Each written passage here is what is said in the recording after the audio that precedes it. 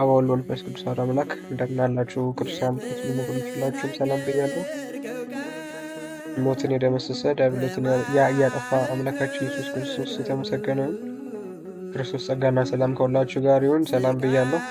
እንደምታውቁት ማክሰኞ፣ ሐሙስ እና ቅዳሜ በእኔ ቤት የምስራቅ ኦርቶዶክስ እና የኦሪየንታል ኦርቶዶክስ ልዩነትና አንድነት እናያለን ብለን ፕሮግራም እንደጀመረ ሁላችሁም ታውቃላችሁ። ማስታወቂያ ተሰርቶ ነበረ። በዛ መሰረት ፓወርፖይንቱ በደንብ ተብራርቶ በጥሩ ኳሊቲ ይቅረብልን ብላችሁ ብዙዎቻችሁ ጠይቃችሁ ነበረ። ተስፋት ያገነደው ወደ እንትናችን እንቀጥል። እሱን ወደ ልዩነቱ ቀጥታ ከመግባታችን በፊት እንደው ነገረ ክርስቶስ ይህን ያክል አስፈላጊ ነገር ነው ወይ መማሩ የሚለውን በጣም አጠር አድርገን ለማየት እንሞክራለን። እግዚአብሔር በፈቀደልን መጠን መጀመሪያ ሳያውቁ መኖር አይቻልም ወይ የሚለውን ጥያቄ እንመልሳለን። የአብዛኞቻችሁ ጥያቄ ስለነበረ ማለት ነው። ሳያውቁ መኖር ይቻላል፣ የማይፈቀድበት ጊዜ ግን አለ። አሁን ይህንን ሴናሪዮ በደንብ እንድትረዱት፣ ለምሳሌ አሪዮስ ወልድ ፍጡር በመለኮቱ ብሎ ሲነሳ ዝም ብሎ ሁሉም ሰው ዲስከስ ያደርገው ስለነበረ ታሪክ ጸሐፊያን እንደጻፉልን የገበያ ወሬ ሁሉ ሆኖ ነበረ። አይ ክርስቶስማ ፍጡር የሆነው በመለኮቱ ሳይሆን በእንትኑ በስጋው ነው፣ ኧረ አይደለም በመለኮቱ፣ ኧረ እንደዚህ ነው፣ ኧረ እንደዛ ነው ምናምን ነገር ማለት ነው። እና በዚህ ሰዓት ምንም የማያውቁ ምዕመናን ተወናብደው ወደ አርዮሳዊ ትምህርት ሄደው ነበር፣ ነጉደው ነበረ። ሳያውቁ የኖሩበት ዘመን አለ፣ ግን የማይፈቀድበት ደግሞ ጊዜ አለ። እንዳትጭበረበሩ፣ እንዳትታወቁ፣ ያም እየመጣ ይህም እየመጣ እየነዳችሁ እንዳይሄድ ማለት ነው። ስለዚህ ሳያውቁ መኖር አይቻልም ወይ ለሚለው ጥያቄ ይቻላል፣ ግን የማይፈቀድበት ጊዜ አለ ነው። ሰቻስ በእነ አርዮስ ዘመን በእነ ንስጥሮስ ዘመን እንደነበረው ማለት ነው። ሁለተኛ ጌታን ራሱ ማወቅ የዘላለም ሕይወት ነው። ክርስቶስ አብንና የላከውን አንተን እኔን ማወቅ ይቺ የዘላለም ሕይወት ናት ብሎ ዮሐንስ 17:3 ላይ ተናግሯል። ስለዚህ ክርስቶስን ማወቅ፣ ስለ ክርስቶስ መማር፣ ስለ ክርስቶስ መጠየቅ፣ ነገረ ክርስቶስን በቤተ ክርስቲያን ስር ሆኖ መማር አንዱ የዘላለም ሕይወት አካል ነው። ሳልቬሽንን የምናገኝበት ሳልቪፊክ ፋክተር አለው። ባጭሩ ነገረ ድህነታዊ ይዘትም አለው። ዝም ብሎ የመፈላሰፍ ጉዳይ አይደለም። ሶስተኛው የቤተ ክርስቲያን አካላት እንደመሆናችን መጠን የቤቱን ባለቤትና ራስ ክርስቶስን ማወቅ ይገባናል። አንድ ቤት ውስጥ እየኖረ የቤቱን ባለቤት የማያውቅ ሰው መቼ ካለ በጣም ችግር ነው። ክርስቶስ የቤተ ክርስቲያን ራስ እንደሆነ ኤፌሶን 5:23 ላይ 6:17 ላይ ቀጥታ ቃል በቃል የምታገኙት ነው። ስለዚህ እኛ ደግሞ የዛች ቤተክርስቲያን ክርስቶስ ራስ የሆነለት ቤተክርስቲያን አካል ከሆነ ስለ እሱ ማወቅ እሱንም ማወቅ ይገባናል። ስለ እግዚአብሔር ማወቅና እግዚአብሔርን ማወቅ ይለያያል። አባ ሽኖዳ እንደሚናገሩትም ከሆነ ስለ እግዚአብሔር ማወቅ እንዲሁ መሐሪ ነው፣ ቸር ነው፣ ይቅር ባይ ነው፣ ኃያል ነው ምናምን ማለት ነው። እግዚአብሔርን ማወቅ ግን እሱ እንደማረ መማር፣ እሱ ይቅር እንዳለ ይቅር ማለት። ይህ እንዲሁ ይቅርታ የማይገባውን ጓደኛችንን ይቅር ስንል እግዚአብሔርን እናውቀዋለን። እግዚአብሔር መሐሪ ነው እያልን እኛን የበደለንን ሰው ይቅር ማንል ከሆነ ግን ስለ እግዚአብሔር ብቻ ነው የምናውቀው፣ እግዚአብሔርን አለ። ስለዚህ የቤተክርስቲያን ራስ ክርስቶስን ማወቃችን የቤተክርስቲያን አካላት መሆናችንን የሚያረጋግጥልን ነው ማለት ነው። የጠፋው ልጅ ታሪክ ላይ እንደምታስታውሱት የአባቱን ጸባይ የአባቱን ሁኔታ ስለሚያውቅ ነው በንስሐም መመለስ የሚመጣው። ወደ አባት እቅፍ እየሮጡ መሄድ የሚመጣው ሲያውቁ ነው። ካልታወቁ ምንም ማድረግ አይቻልም።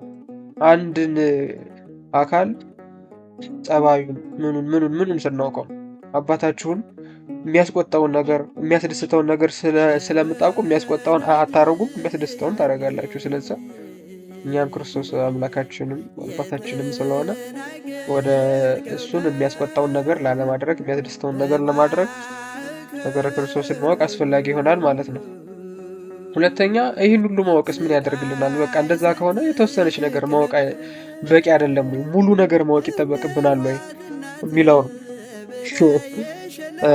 አንደኛ ይህን ሁሉ ማወቅ ምን ያደርግልናል ለሚለው ምዕመናን ንጹሕ ሆኖ ቤተክርስቲያንን እንዲጠብቁ ሐዋርያዊ ትእዛዝ ስላለባቸው ነው።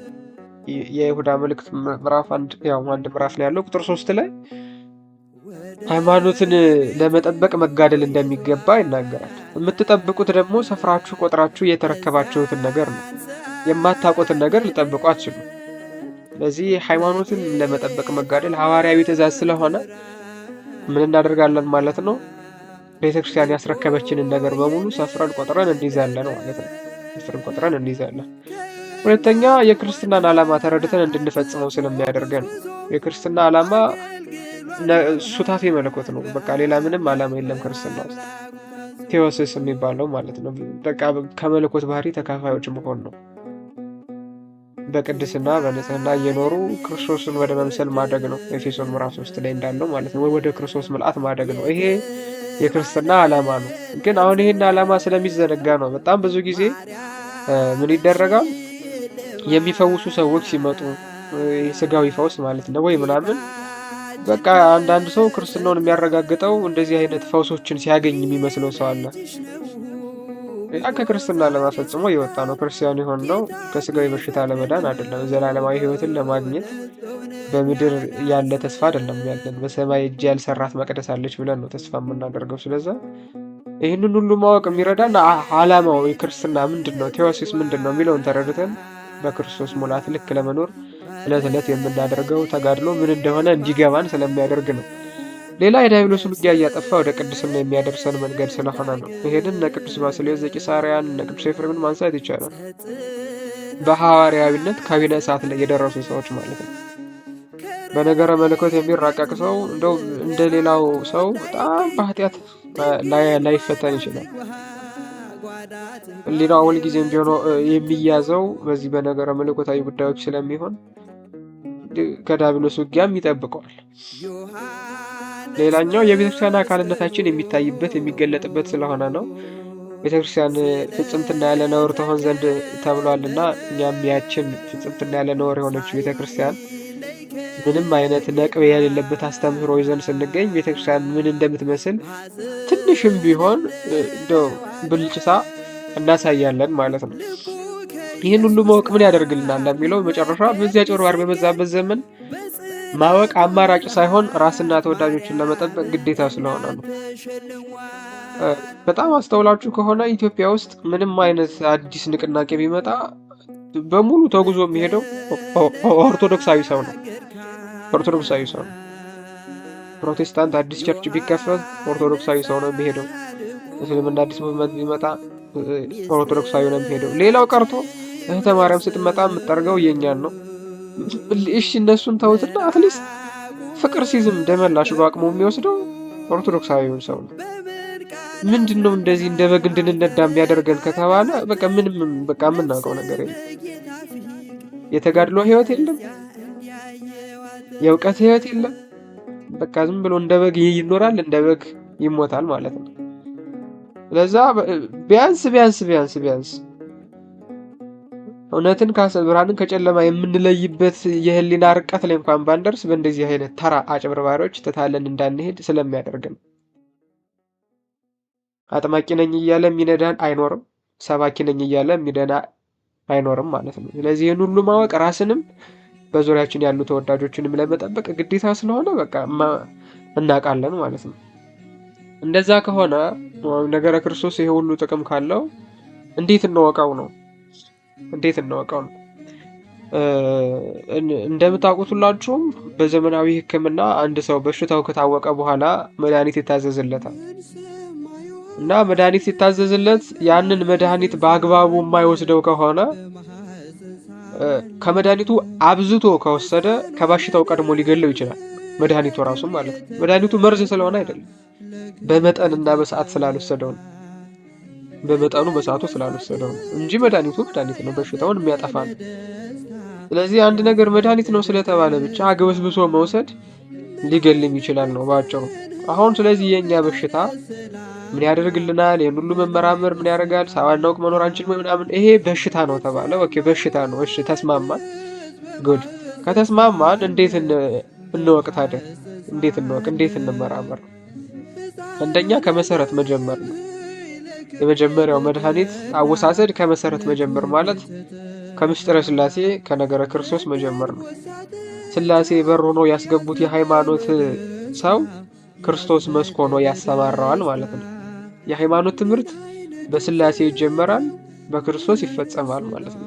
አንድነት ሶስትነትን የተረዳ ሰው ስጋዊን ለመረዳት ምንም የሚከብደው የሚጨንቀው ነገር የለም። ስለዚህ ከስላሴ እንጀምራለን፣ በክርስቶስ እንጨርሳለን ማለት ነው። በስላሴ እንጀምራለን፣ በክርስቶስ እንጨርሳለን። ስለዚህ ከመሰረት መጀመር ሲባል ከምስጢረ ስላሴ መጀመር ማለት ነው። አንድም ደግሞ ይሄንን የተማረ ሰው ካለ ከመሰረት መጀመር ሲባል ምንም አይነት የቴዎሎጂ ነገሮች ቋንቋ ላይ መሰረት ያደረጉ ናቸው። ለምሳሌ ቴዎሎጂ ስኩል ብትገቡ የግሪክን ሰዋሰው ትማራላችሁ።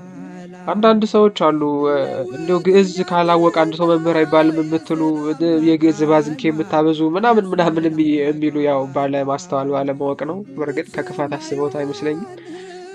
እና ነገረ መለኮት አይደለም አንድ ፊልድ ራሱ የራሱ የሆነ ቋንቋ አለው፣ የራሱ የሆነ ተርሚኖሎጂ አለው፣ የራሱ የሆነ አካሄድ አለው። ኳንተም መካኒክስ ውስጥ ብትገቡ ኳርክ ምንድነው፣ ፎቶንስ ምንድናቸው፣ አክሲስ ምንድነው፣ ሮቴሽን ምንድነው የሚለውን ሳታውቁ ሳይንሱን አትመረምሩትም። ልክ እንደዛ ሁሉ ነገረ መለኮትም ቢሆን የሆኑ ተርሚኖሎጂዎች የቋንቋውን መሰረታዊ አወቃቀርና ስትራክቸር ሳትረዱ ነገረ መለኮትን መመርመር አይቻልም። ስለዚህ ቋንቋን ማወቅ ግዴታ ነው ማለት ነው።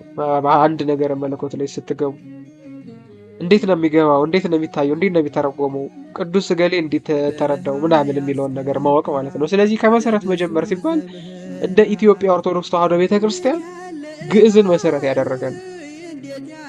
ግዕዝን መሰረት ያደረገ ነው። ቤተክርስቲያናችን ይሄን ሁሉ ዓመት የኖረችው በዚህ ቋንቋ እንደመሆኑ መጠን ሰስቴን አርጋ የቆየችው በዚህ ቋንቋ እስከሆነ ድረስ ይሄንን ቋንቋ ትቼ በራሴ ቋንቋ እረዳለሁ ማለት አይቻልም። ያ ማለት ኬሚስትሪ ውስጥ ገብታችሁ ሃይድሮጅንን ናይትሮጅን ልበለው እንደማለት ነው። ያለ መሰረት አለ፣ በቃ ኦሬዲ እየተሰራ መሰረት አለ። እዛ መሰረት ላይ ቆመህ ነው ወደ ቤቱ ገብተህ ልትመረምረው የምትችል እንጂ አዲስ ቤት ሰርተህ ያንኛውን ቤት ልመርምረው ማለት አይቻልም። ለዚህ ከመሰረት መጀመር ማለት ከግዕዝ መጀመር ነው። ግዕዝን ከማወቅ መጀመር። ሁለተኛው መዋቅራዊ እውቀት መያዝ ነው። መዋቅራዊ እውቀት መያዝ ማለት ወይ በጉባኤ ቤት ወይ ደግሞ በጉባኤ ቤት ካለፉ በኋላ ወደ ቴዎሎጂ መግባት ነው። ይሄ ከግል አመክንዮና አረዳድ ምንም እንኳን አሳማኝ ቢሆን መራቅ ግድ ይላል። በእኛ ቤተክርስቲያን ሐሳቡ ያስኬዳል ወይ የሚል ትምህርት የለም። ሐሳቡ ሎጂካሊ ሳውንድ ነው ወይ የሚል ትምህርት የለም። አባቶች አስተምረውታል ወይ ነው ያለው። አባቶች ብለውታል ወይ? አሁን እኔ የማስበውን ሐሳብ አባቶች አስተምረውታል ወይ ነው እንጂ ሐሳብ የሎጂካል ነው ወይ አያስኬድም። የፈለገ ሎጂካሊ ሳውንድ ሊሆን ይችላል፣ በጣም ምርጥ የሆነ ሎጂክ ሊሆን ይችላል። ከሌለ ግን አባቶች ካላሉት በቤተክርስቲያን ትምህርት ውስጥ ከሌለ እንደ ጥሩ እይታ ልናየው እንችላለን እንጂ ትምህርት አድርገን አንይዘው። ስለዚህ ሁለተኛው መድኃኒት አወሳሰድ ምንድነው? መዋቅራዊ እውቀት መያዝ፣ ከግል አመክንዮና አረዳድ ምንም አሳማኝ ቢሆን መራቅ ነው። ሶስተኛውና አሁን እዚህ ዘመን ላይ ላለው እዚህ በቲክቶኩም በዩቲዩብም በምንም ያለ ህዝብ ብሎ ዘመናዊ መፋጨት አለ አይደል? እሱን መሰረት ያደረገው ሶስተኛው ነጥብ ላይ ነው። እዚህ ይሄ ነጥብ ቀላል ይመስላል እንጂ እጅግ በጣም መሰረታዊ ነጥብ ነው። ዘመናዊ ምንጮችን እንዴት ማየት እንዳለብን ማወቅ አለብን። ዘመናዊ ምንጮችን እና የውጭ አስረጂዎችን በነባሩ ዕውቀትና አመክንዮ መዳኘት ያስፈልጋል። ግዴታ ነው። ካልሆነ አንድ ሰው እንግሊዘኛ ምንጭ ሲጠቅስ ከነባሩ አመክንዮ ጋር ካላስማማው የሚቃረንበት ከሆነ ደግሞ ካልጣለው በስተቀር የእንግሊዝ ቅጂዎችን በሙሉ አምጥቼ ማስረጃ አድርጌ እጠቅሳለሁ ማለት እነ ጎርጎርዮስ ዘእንዚናንዙ እነ አምብሮስ ኦፍ ሚላንን ሳይቀር እነዚህ ቅዱሳን ሳይቀር ሁለት ባህሪ አስተምረዋል በማለት የሚከሱ ኬልቄዶናውያን የኛም ልጆች አሉ። ለምንድን ነው ይሄ የሚሆነው? ነባሩን ዕውቀትና አመክንዮ ሳይዙ የውጭ ምንጮችን ብቻ በመጥቀስና የውጭ አስረጃዎችን በመያዝ ማለት ነው። እንደዛ ሲሆን ቅዱሳኑንም ባልዋሉበት መሃል ይመጣል። ቅዱስ ቄርሎስ አቡሊናሪዮስ ሐዊ ነው የሚል ክስ ይዞ የሚመጣ ሰው ይመጣል ማለት ነው። ለምን? ከነባሩ ነገር አይደለም የሚነሳው፣ አዲስ ነገር ነው የሚያመጣው። እና ደግሞ ብዙ ጊዜ አንዳንድ ሰው የሆነ ነገር ሲያውቅ ለመጀመሪያ ጊዜ ዲስከቨር እያደረገው ነው የሚመስለው። የሆነች አዲስ ነገር የምትመስለው ነገር ካወቀ he is the only person that knows about it ማለት ነው። ያ ደግሞ በጣም አደገኛ አካሄድ ነው የሚሆነው። በጣም ችግር ነው በነገራችን። ስለዛ የውጭ አስረጃዎችን ዘመናዊ ምንጮችን እንዴት እንረዳ እንዴት እንወቅ ከተባለ ከነባሩ ዕውቀት አንጻር ከነባሩ አመክንዮ አንጻር ብቻና ብቻ ነው የምናያቸው። ከነባሩ ጋር ከተቃረኑ ይጣላሉ፣ ከነባሩ ጋር ደግሞ የሚሄዱ ከሆነ ይያዛሉ ማለት ነው። አለቀ። ሌላኛውም በጣም አስቸጋሪ ጉዳይ ቤተክርስቲያንን ከውጭ ወደ ውስጥ ሳይሆን ከውስጥ ሆነን ማየት እንኳን ካለብን ወደ ውጭ ማየት ነው። አሁን ብዙ ሰው ቤተክርስቲያንን ከውጭ ሆኖ ነው ወደ ውስጥ የሚያያት። አሁን ይህንን በጣም በቀላሉ እንድትረዱት ከውስጥ ወደ ውጭ እና ከውጭ ወደ ውስጥ ማየት ምንድን ነው የሚለውን ለምሳሌ እናታችሁ ወይም እህታችሁ የቤተሰብ በጣም የኔ የምትሉት ሰው እናትን በላት፣ በእናት ድርድር ስለሌለ ማለት ነው። እናታችሁን ጎረቤት ተሰብስቦ ሲያማት ብትደርሱ ያንተ እናት እኮ ሌባ ናት፣ ያንተ እናት እኮ ዘማዊ ናት፣ ያንተ እናት እኮ ነፍሰ ገዳይ ናት እያሉ ሲያማት ብትደርሱ ምንድነው የምታረጉት? አንዳንዶቻችሁ ዱላ ልታነሱ ትችላላችሁ፣ ልትሰዳደቡ ትችላላችሁ፣ ልትደባደቡ ትችላላችሁ ምናምን። በጣም እናታችሁ ጥፋት እንዳለባት ብታቁም ሐሰተኛ በቃ እነሱ አኪውዝ የሚያደርጓትን ነገር በሙሉ እንደሆነች እንኳን ብታውቁ አታሟትም። ቁጭ ብላችሁ ማይረቡ ምናምን ብላችሁ ተነስታችሁ ነው የምትሄዱት። ይሄ ከእናት ጋር የሆነ ልጅ ነው፣ ከእናቱ ጋር የሆነ ልጅ ነው። ከጎረቤት ጋር የሆነ ልጅ ግን እንዴ ምን አርጋ ነው እንደዚህ ኧረ እባክህ ይሄችን ብሎናት እኔንም እኮ ባለፈው እንዲህ ብላኛለች፣ እኔንም እንደዚህ ብላኛለች፣ እኔም እንደዚህ ላይ ይመጣል ማለት ነው። አያችሁ። ስለዚህ ከቅዱስ ቤተክርስቲያን ጋር የሆነ ሰው ስትታማ ወይ ዲፌንድ ያደርጋል ወይ ጥሎ ይሄዳል። አይሰማም።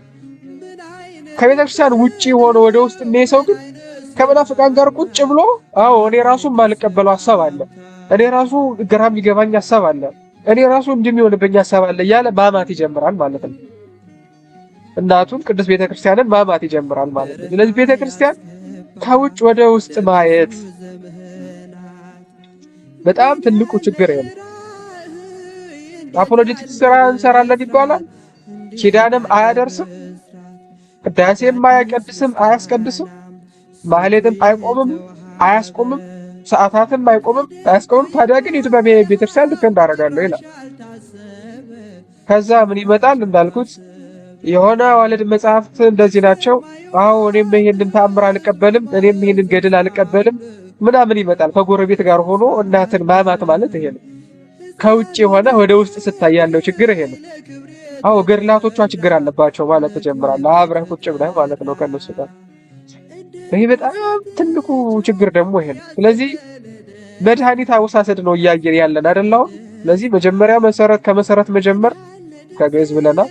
ከትምህርት ከስላሴ መዋቅራዊ ዕውቀት መያዝ በጉባኤ ቤት በአብነት ያለፈ የቴዎሎጂ ምናምን። ሌላው ዘመናዊ ምንጮችና አስረጃዎችን በነባሩ አመክንዮና ዕውቀት መዳኘት። አራተኛው መሰረታዊ ነጥብ ቤተክርስቲያንን ከውስጥ ሆነን ማየት እንኳን ካለብን ወደ ውጭ ማየት ነው እንጂ ከውጭ ወደ ውስጥ ማየት የለብንም። ሌላኛውና እጅግ በጣም መሰረታዊ ነገር የኢትዮጵያ ኦርቶዶክስ ተዋሕዶ ቤተክርስቲያን ከሌላው የምትለይበትን ለይቶ ማወቅ፣ ማሳወቅ፣ ማክበር፣ ማስከበር ይገባዋል አንድ ሰው። እንዲህ ሲባል አሁን በጣም ብዙ ኢንፌሪዮሪቲ ኮምፕሌክስ ልበለው ምን እንደሆነ እኔ አላቅም የሚሰማቸው ሰዎች አሉ። በምንም አትለይም ቤተክርስቲያን፣ የኛ ቤተክርስቲያን በምንም አትለይም ምናምን ይለዋል ይመጡና፣ ወይም ደግሞ ታሪክ አያድንም ይለዋል፣ ወይም ደግሞ ይሄ የአንድ ብሔር ትርክት ነው ምናምን ይለዋል። የሆነ ብሔር ስም ጠቅሰው ማለት ነው። በጣም በቃ እግዚአብሔር እንደው ልባችሁን ይመልሰው። ምንም ማለት አይቻልም ለእናንተ። ቀይ ቀለምን የምታደንቁት ይሄንን ቀለም የምታደንቁት ቀይ ቀለም ይሄኛው ቀለም ስላለ ነው። ይሄንን ቀለም የምታደንቁት ይሄኛው ቀለም ስላለ ነው፣ ነጭ ማለት ነው። ስለዚህ ቀይ ሐምራዊ ወይ ሰማያዊ ስላልሆነ፣ ሰማያዊ ነጭ ስላልሆነ ይበልጣል ማለት አይደለም። ሌላኛውን ውበት እንድታደንቀው ግን ያደርጋል። ቢጫ ቀለም መኖሩ አረንጓዴን እንድታደንቀው ያደርጋል። አረንጓዴ መኖሩ ቢጫን እንድታደንቀው ያደርጋል። ጥቁር መኖሩ ነጭን እንድትወደው እንድታደንቀው ያደርጋል። ነጭ መኖሩ እንደዛው ማለት ነው።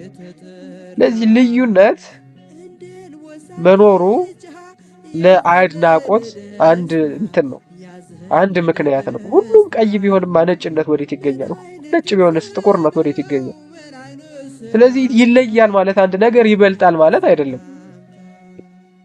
ጥቁር ከነጭ ይለያል ማለት ጥቁር ይበልጣል ወይ ነጭ ያንሳል ማለት ነው? እንደዛ እንረዳውም አይደለ? ስለዚህ ቤተክርስቲያናችን ትለያለች ማለት በቤተክርስቲያንነት ደረጃ ትበልጣለች ማለት አይደለም። አካል ከአካል እንዴት ይበልጣል? ቤተክርስቲያን የክርስቶስ አካል ናት። የትም ትኑር፣ በዋሻም ተፈልፍላ ትኑር፣ በእንቁም ትጌጥ፣ በጭቃም ትሰራ፣ በወርቅም ትንቆጥቆጥ፣ ያቺ በጨትም በኮንክሪትም የምትሰራው ቤተክርስቲያን የክርስቶስ አካል ናት፣ አንዲት ናት። ግን ታሪክ ደግሞ የኢትዮጵያ ቤተክርስቲያን ይለያታል፣ ትውፊቷ ይለያታል። የቃል ትምህርት የሚባል አለ። አሁን የታሪክ ትውፊት ስንል የቃል ትምህርት ስንል ምንን የሚያመለክት ነው? የትምህርት አሰጣጥ ሂደቱ በኢትዮጵያ ኦርቶዶክስ ተዋሕዶ ቤተክርስቲያን ይለያል። አንድ ሰው የመምህርነት ማዕረግ ሳያገኝ መምህር ሆኖ የሚወጣበት ብቸኛ ቤተክርስቲያን ነው። በጣም በቀላሉ እንደተረዱት ጸሎተ ሃይማኖት ላይ የደረሰ ሰው አትብ ገጽ ያለውን ሰውዬ ያስጠናዋል። ውዳሴ ማርያም የሚቀጽል ሰው ጸሎተ ሃይማኖት ላይ ያለው ያስቀጽለዋል።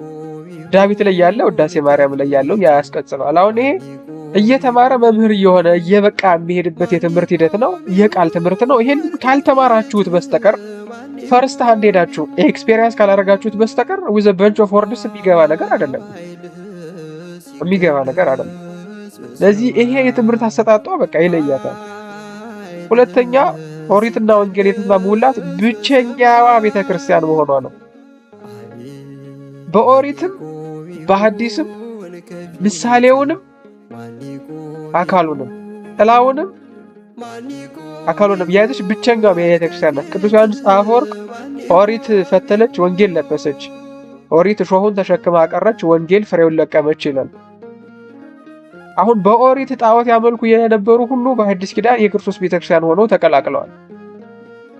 በብሉይ ደግሞ ምሳሌውን ይሰው የነበሩ አማናዊ ስጋና ደም የማይፈትቱ እስራኤላውያን አሉ። እንደ ሁለቱም አይደለንም። እንደ ግብጽ፣ እንደ አርመን፣ እንደ ሶሪያ፣ እንደሌላው ከጣዖት አምልኮ የመጣን አይደለንም። እንደ አይሁዳውያንም ደግሞ የኦሪትን መስዋዕት ይዘን የቀረን አይደለንም።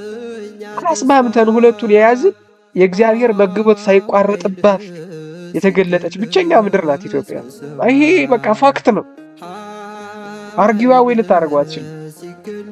ትንቢተ አሞጽ ምዕራፍ 9 ላይ እናንተ ለእኔ እንደ ኢትዮጵያ ልጆች አይደላችሁም ብሎ እግዚአብሔር የመሰከረላት ሀገር ናት። እስራኤላውያንን ነው ወንድም ይላቸው። ተመልከቱ። የእግዚአብሔር ልጅነታችን በኦሪትም የነበረ ነው፣ በሐዲስ ኪዳንም የጸና ነው ማለት ነው። እንደ አይሁዳውያን በከብትና በላም መስዋዕት አልቀረንም።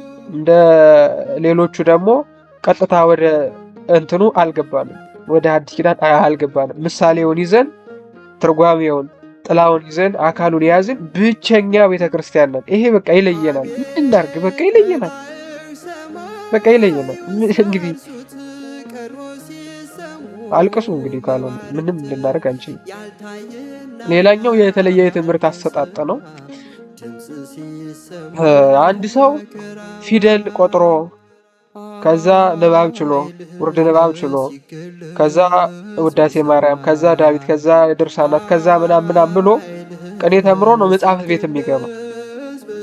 እድሜህ ታይቶ አይደለም መጽሐፍ ቤት የምትገባው፣ ወይም ትርጓሜ የሚሰጥህ እድሜህ ታይቶ አይደለም። ከእድሜ ጋር የሚያገናኘው ነገር የለም። ከጾታ ጋር የሚያገናኘው ነገር የለም። እውቀትህ ነው የሚመዝንህ። ያለፍክበት የትምህርት ሂደት ነው የሚመዝንህ። ስለዚህ የተለየ የትምህርት አሰጣጥ ማለት አንዱን ኮምፕሊት ሳታደርግ ወደ ሌላው አትሄድም። በቃ ውዳሴ ማርያም ካልጨረስክ ዳዊት አትገባም። ዳዊት ካልጨረስክ ወደ ሌላው አትሄድም። ቅኔ ቤት አትገባም። ቅኔ ካልገባ መጽሐፍ ትርጓሜ ቤት የለም ባጭሩ። ስለዚህ እንደዚህ ሃይራርኪካል የሆነ ቅደም ተከተላዊ የትምህርት አሰጣጥ ሂደት አለ። እሱ ይለያል። የመጽሐፍት አረዳድና አገለባበጥ ቅኔያችን በጣም ይለየናል።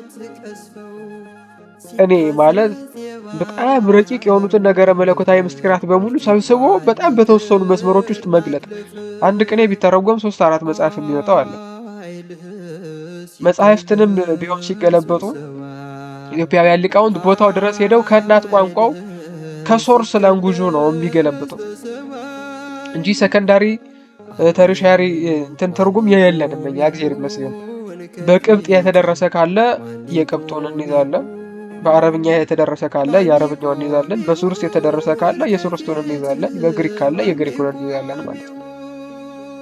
ስለዚህ አሁን ከዚህ ሁሉ የመጽሐፍት አረዳድና አገለባበጣችንን ለየት ይላል ማለት ነው። ስለዚህ ይሄንን ሁሉ ኮምፕሌክስ የሆነ ሂደት አውቀን መድኃኒት አወሳሰዳችንን አስተካክለን ነው መምጣት የሚገባን።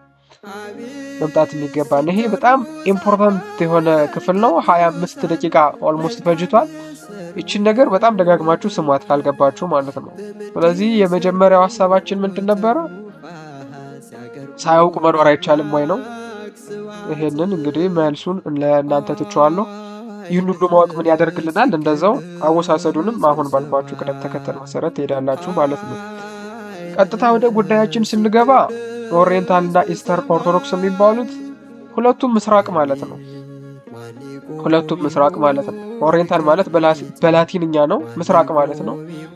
ኢስተርን የሚባሉት ደግሞ ያው እንግሊዘኛ ነው፣ ምስራቃውያን ማለት ነው። ስለዚህ የስም መመሳሰል ግን አንድ ናቸው እንድንል አያደርገን። ኦርቶዶክስ የሚለው ቅጽል ስም ስላለ ሁለቱም አንድ ናቸው ማለት አይደለም። ሲጀመርም ኢስተርን ኦርቶዶክስ የተባሉት 1054 ላይ እነሱ ዘግሬት ስኪዝም በሚሉት ታላቁ ተከፍሎ ላይ ነው። በታላቁ ተከፍሎ ነው እንጂ ከዛ በፊት በካቶሊክ ስር ነበሩ ሁሉም ማለት ነው። ታዲያ ሁለቱም ምስራቅ ማለት ከሆነ ትክክለኛ መለያቸው ምንድነው ከተባለ ትክክለኛ መለያችን እኛ ነን ካልሲዶኒያንስ ነው የምንባለው፣ ኬልቄዶናውያን ማለት ነው። እነሱ ደግሞ ኬልቄዶናውያን ይባላሉ። ወይም እኛ እነሱን መለካውያን እንላቸዋለን። እነሱ ደግሞ ዩቲኪያንስ ሲሉ ኖረዋል ለብዙ ዘመን። እስከ ቅርብ ጊዜ ድረስም ቢሆን ሞኖፊሳይት ነበር የሚሉን እኛ የሰውነትን ባህሪ እያስጣፉ ያስመጠጡ ምናምን እንደማለት ነው። ስለዚህ አሁን ዋና መለያ ነጥቡ ጉባኤ ኬልቄዶን ነው ማለት ነው። ኬልቄዶንን የሚቀበሉት እነማን ይባላሉ? ኬልቄዶናውያን። እኛ ማንቀበለው ደግሞ ኬልቄዶናውያን ወይም ነን ካልሲዶኒያንስ እንባላለን ማለት ነው። ቬሪ ናይስ። ስለዚህ የጉባኤ ኬልቄዶን መቀበል ያለ መቀበል ጉዳይ ነው እንጂ ሁለቱም ምስራቅ ማለት ነው። አንደኛው ላቲን ነው፣ አንደኛው እንግሊዘኛ ነው። አለቀ። ስለዚህ የስም አንድነቱ አንድ እንደማያደርገን የጉባኤ ኬልቄዶን ነው መሰረተ ሆኖ የሚለያየን ማለት ነው። ቤተክርስቲያን ግን እንዴት ቀጠለች? እዚህ ዘመን ላይ እንዴት ደረሰች? ወደፊትስ እንዴት ነው የምትቀጥለው የሚለውን በዚህ ቻርት በጣም በትንሹ ለማየት እንሞክራለን። እንግዲህ ቻርቱ ላይ እንደምታዩት በጌታ ማዕዘንነት በሐዋርያት መሰረትነት የቆመች አንዲት ቤተክርስቲያን አለች። እቺ ቤተክርስቲያን እስከ 451 ዓመተ ምህረት ድረስ ምንፍቅናን እየመከተች በአንድነት ሆና ጉባኤያትን እየሰራች መናፍቃንን እያወገዘች ሃይማኖትን እያጸናች ኖረች። አዲስ ትምህርት ሳይገባባት ምንም አይነት ምንፍቅና ወደ ውስጥ ሰርጾ ሳይከፋፍላት ማለት ነው። የኬልቄዶን ጉባኤ ላይ ግን አንድ በጣም ትልቅ ጉዳይ ተፈጠረ። ይህንን የኬልቄዶን ጉባኤ በጣም ትልቅ ርዕስ አድርገን ለብቻው እናየዋለን። ቻርቱን ለማስረዳት ብቻ ነው። ጀስት ፔይ አቴንሽን። እዚህ ጋር ወደ ኋላ ኬልቄዶን የሚል ለብቻው ትልቅ ፕሬዘንቴሽን አለን፣ 20-30 ስላይድ የሚሆን እሱ ላይ እንመለከተዋለን። ስለዚህ የጉባኤ ኬልቄዶን ግን ምንድነው ከሌሎች ጉባኤያት የሚለየው ምንድነው ከተባለ ከዛ በፊት ያልተባሉ ለክርስቶስ ያልተነገሩ ቃላት መጡ። ከቃላቱም ጀርባ አዳዲስ የሆኑ ትምህርቶች መጡ። ለምሳሌ ምን መጣ? ክርስቶስ ሁለት ባህሪ አለው። ሚያፊሲስ የሚለው ቀረና ዳዮፊሲስ ነው ተባለ። ሚያፊሲስ ቅዱስ አትናቴዎስም የተጠቀመው ነው። ቅዱስ ቄርሎስም በኤፌሶን ጉባኤ ዶግማ አድርጎ የጸደቀ ትምህርት ነው። ዶግማ ሆኖ የጸደቀ ትምህርት ነው። ሚያፊሲስ ቴዎሎጎስ ሳርኮሜን የሚለው የስግው ቃል አንድ ባህሪ የሚለው ትምህርት የጸደቀ ነበረ። በኋላ የኬልቄዶን ጉባኤ አዲስ ዳዮፊሲስ ነው ብለው ሲመጡ ምን ሆነ ማለት ነው? ያንን ጉባኤ የሚቀበሉት ሰዎች ከእውነተኛው ቤተ ክርስቲያን አፈነገጡ ወጡ ማለት ነው። የትኛውም አይነት የክርስቲያን ሴክት የሚወጣው ከዚህ ከኬልቄዶናውያን ግሩፕ ነው። የኬልቄዶን ጉባኤን የተቀበሉ በሙሉ ተፈረካክሰው ተበታትነው ስትሮሳይት ቤተክርስቲያን አለች። አንሺየንት ቸርች ኦፍ ዘ ኢስት እና አሲሪያን ቸርች ኦፍ ዘ ኢስት የሚባሉ አሉ። ከካቶሊክ ጋር ሪዩኒየን እየሰሩ አሉ። አሲሪያን ቸርች ኦፍ ዘ ኢስት ለምሳሌ ኮሚዩኒየን አላት ከካቶሊክ ጋር ነው። እነሱ ተበተኑ። ከዛ ቀጠለና 1054 ላይ 51 የሚለው 54 ለማለት ነው እዚህ ጋር ኢስተርን ኦርቶዶክስ ደግሞ ተገነጠለች ማለት ነው። ኢስተርን ኦርቶዶክስ የሚለው ስሟን ያገኘችው በ54 ነው። ኦኬ በ54 ነው። ከዛ ቀጠለ ከ1529 ጀምሮ ደግሞ ስፍር ቁጥር የሌለው ለመቁጠር እንኳን የሚያዳግት የፕሮቴስታንቲዝም የተቃዋሚዎች ንቅናቄ መጣ ማለት ነው። የተቃዋሚዎች ንቅናቄ ፕሮቴስት መቃወም ነው፣ ፕሮቴስታንት ተቃዋሚ ማለት ነው። ፕሮቴስታንቲዝም ተቃዋሚነት እንደማለት ነው። ሙቭመንት ነው ራሱ፣ እንደ ፖለቲካዊ ንቅናቄ ብላችሁ አስቡት። ካቶሊክ ላይ የተደረገ የአመፅ ንቅናቄ ነው። እነዚህ ሁሉ ክፍልፍሎች የመጡት በኋላም ይሄ ፕሮቴስታንቲዝሙ ደግሞ ለቁጥር በሚያዳግት ሁኔታ ተበታትኗል። እንዳልኳችሁ ነው፣ በቃ ብትንትን ነው ያለው። ስለዚህ እነዚህ ሁሉ ክፍልፍሎች ከኬልቄዶን ጉባኤ የሚነሱ ናቸው። አሁን ኬልቄዶንን የተቀበሉ እንዲህ ሲበታተኑ፣ ያልተቀበሉት ግን ምንም አይነት ሴክት የላቸው። ያልተቀበሉት በቃ አሉ እስካሁን፣ ወደፊትም ይቀጥላሉ። እሱን ተስፋ እናደርጋለን። ታዲያ እነዚህ ጉባኤ ኬልቄዶንን የተቀበሉት ወዴት ነው የሚሄዱት? እኛ አናውቅም። ወዴት እንደሚሄዱ እናውቅ። ጌታ እንደተከላት ሐዋርያት እንዳቆሟት ምንም አይነት አዲስ ትምህርት ሳታስገባ ለአባቶቿ በሙሉ ታምና ማለት አዲስ ዶክትሪን አዲስ ዶግማ ሳታመጣ ሳታስገባ ልክ ሐዋርያው ይሁዳ እንደተናገረው ከእግዚአብሔር ዘንድ ለቅዱሳን አንድ ጊዜ ፈጽሞ የተሰጠችውን ሃይማኖት ይዘው የቀጠሉት መግቢያቸው ሐዋርያት የገቡበት ነው። ሐዋርያት የገቡት ደግሞ ወዴት ነው? መንግስተ ሰማያት። ስለዚህ ወዴት ነው የሚገቡት? መንግስተ ሰማያት ነው የሚገቡት። እነዚህ ግን አዳዲስ ትምህርት ይዘው መጥተዋል። እንዳልኩት ነው፣ አዲስ ትምህርት ይዘው ስለመጡ ወዴት እንደሚሄዱ አናውቅም። ጭራሽ ፕሮቴስታንቲዝም እንደምታዩት መንግስተ ሰማያት ወደዚህ ነው። እነ ጀለስ የሚሄዱት ወደዚህ ነው። እነ ንስጥሮስ የሚሄዱት ወደዚህ ነው። ካቶሊክ የምትሄደው ወደዚህ ነው። ኢስተርን ትንሽ እንደው ወደዚህ ጋደል ብትል የሪዩኒየን ተስፋ ያለን ከነዚህ ጋር ሁሉ ከኢስተርኖች ጋር ብቻ ነው። እውነቱን ለመናገር የሪዩኒየን የአንድነት ተስፋ ያለን ከኢስተርኖች ጋር፣ ምክንያቱም በጣም በብዙ ነገር እንመሳሰላለን። ከዳዮፊስስ ውጪ ክርስቶስ ሁለት ባህሪ ነው ከሚለው ትምህርት ውጪ እና የእኛን ቅዱሳን በጣም ረድኪውል ያደርጉ ነበር። እኛ መናፍቃን ብለን ያወገዝናቸውን ሁሉ በቅድስና ይቀበሏቸዋል እነሱ። እነዚህ ጉዳዮች በስተቀር እንደው ወደ መንግስተ ሰማያት እንደኛ እኛ አናውቅም። የፍርድ ባለቤት ክርስቶስ ነው። ወዴት ይግቡ እንዴት ይሁኑ የምናውቀው ነገር የለም። ግን ሐዋርያዊ ትምህርትን ይዞ ሐዋርያት የገቡበት በመግባት ቤተክርስቲያናችንን የሚቀድማት የለም።